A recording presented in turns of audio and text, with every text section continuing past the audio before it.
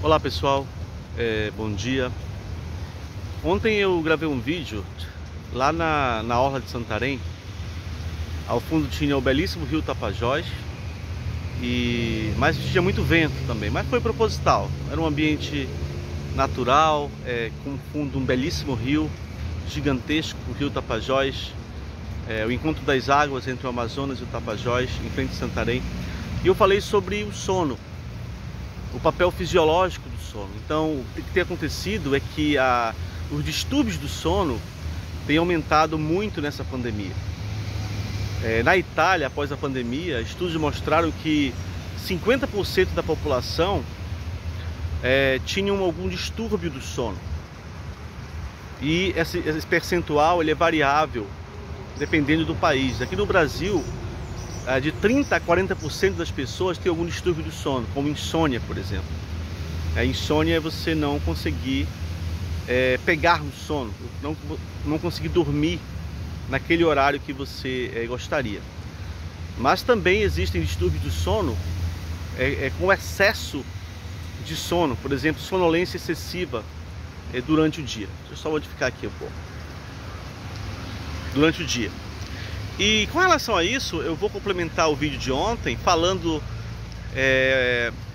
sobre uma história interessante que o neurocientista Siddhartha Ribeiro coloca no livro do professor Roberto Lente, da UFRJ, 100 milhões de neurônios, na edição atual.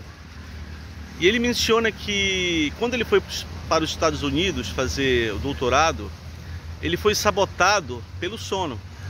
É interessante essa história. Ele disse que nos primeiros 3 meses ele tinha uma sonolência excessiva. Ele chegava a dormir 16 horas por dia e não conseguia fazer as atividades dele do doutorado. Então ele diz que no livro que de repente, como por encanto, essas são as palavras dele, depois de 3 meses, essa sonolência excessiva desapareceu. Na época ele tinha dificuldades no inglês, dificuldades de fazer as tarefas, era tudo novo para ele. Mas depois desse período de muito sono, de sono excessivo, ele diz que tudo clareou. Que por encanto, quando o sono desapareceu, ele ficou fluente em inglês e ele começou a obter êxito nas suas atividades. Ele atribuiu o sono excessivo como uma resposta do cérebro até para ajudá-lo mentalmente. Então ele lançou a hipótese de que aquele sono tinha um significado fisiológico. Era alguma espécie de compensação para que ele pudesse encarar aquele desafio de forma mais adequada. Então, que ideia interessante. Então ele começou realmente a investigar o papel do sono, o papel fisiológico do sono, e ele descobriu coisas interessantes, como que realmente em animais ele mostrou que o sono, um tipo de sono chamado sono paradoxal, ele é muito importante para a consolidação da memória. A memória, esse fenômeno já é demonstrado em animais de experimentação. A memória recente, nós sabemos há muito tempo que ela começa no hipocampo, essa região do chamado sistema límbico. Ela tem o formato de um cavalo marinho, tanto que hipocampo em grego, também em latim, é cavalo curvado ou cavalo marinho, tá? Então, uma pessoa com Alzheimer, como tem lesão no hipocampo, ela perde essa capacidade de memória recente. Então, uma pessoa com Alzheimer, uma senhora, se for uma senhora, pode oferecer um cafezinho para você diz, não, muito obrigado, senhora. Depois de alguns minutos ela esquece que ofereceu e oferece de novo. Aí ela esquece que ofereceu e oferece de novo. E assim fica num ciclo, porque a memória recente é prejudicada pela perda de neurônios no hipocampo. Então, o Siddhartha e outros pesquisadores descobriram que a memória inicialmente ela é feita ali no hipocampo, mas depois ela é consolidada no córtex cerebral, em algumas regiões do córtex cerebral que são regiões externas. É uma região mais na superfície do cérebro, chamada de neocórtex.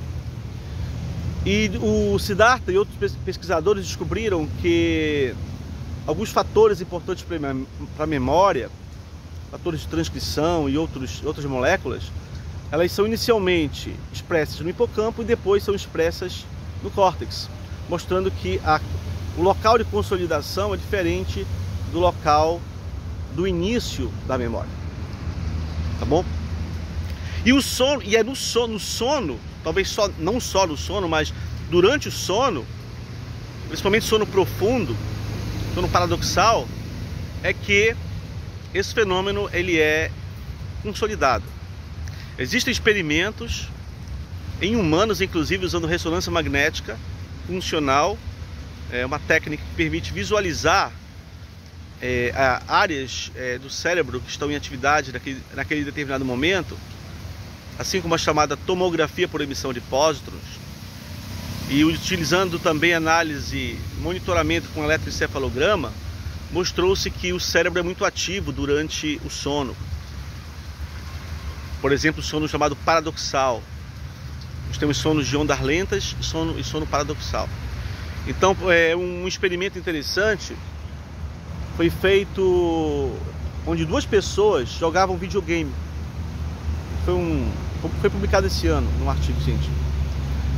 Essas 2 pessoas eram monitoradas por eletroencefalograma e por ressonância magnética, tá? Então elas competiam entre si e a que ganhava uma recompensa. A sensação de felicidade era monitorada na ressonância magnética. Também os padrões elétricos pelo eletroencefalograma. Então, quando essas pessoas dormiram por 2 horas após fazer essa atividade, os cérebros delas continuaram sendo monitorados. E por incrível que pareça, encontrou-se que aquelas regiões que eram ativadas durante a recompensa, elas eram reativadas de novo e reativadas de novo durante o sono, como se o cérebro estivesse reverberando aquela recompensa, aquela sensação agradável, consolidando aquilo. Tá? Muito interessante. Tem inúmeros outros estudos sobre o sono, mostrando que mesmo em humanos, que a privação de sono, mesmo por 3 dias, ela induz o aumento da irritabilidade, problemas respiratórios e vários outros aspectos negativos, e que a recuperação não é tão rápida, mesmo após 3 dias de privação de sono. Esses experimentos feitos em humanos. Em ratos, quando se coloca os ratos experimentalmente para não dormirem, que é a privação experimental, se essa privação é intensa, os ratos morrem. Mesmo que se alimente depois dos ratos, eles descansam, eles morrem. Em humanos não é tão drástico assim, mas eles têm efeitos prejudiciais da privação de sono. Então, na pandemia, a insônia, tem vários distúrbios do sono. A insônia é uma delas. Tem insônia primária, que não tem assim, tem insônia secundária. Insônia primária, às vezes não tem nenhuma causa aparente, ela acontece e você não descobre facilmente. Já a secundária, ela é derivada de, como por exemplo, depressão, de ansiedade. A pessoa teve um AVC numa região do tronco cerebral, por exemplo, que é uma região que controla esse ciclo sono e vigília. Então existem muitas coisas. Nosso vídeo já está ficando um pouco longo, para dar tempo de vocês lerem, tem que ser um pouco curto. Então eu vou encerrar por aqui, e na nossa próxima conversa do canal Neuron Talk, nós conversamos mais sobre esse tema e outros temas também. Pessoal, assinem lá o canal e nós vamos continuar conversando no nosso canal Neuron Talk. Grande abraço.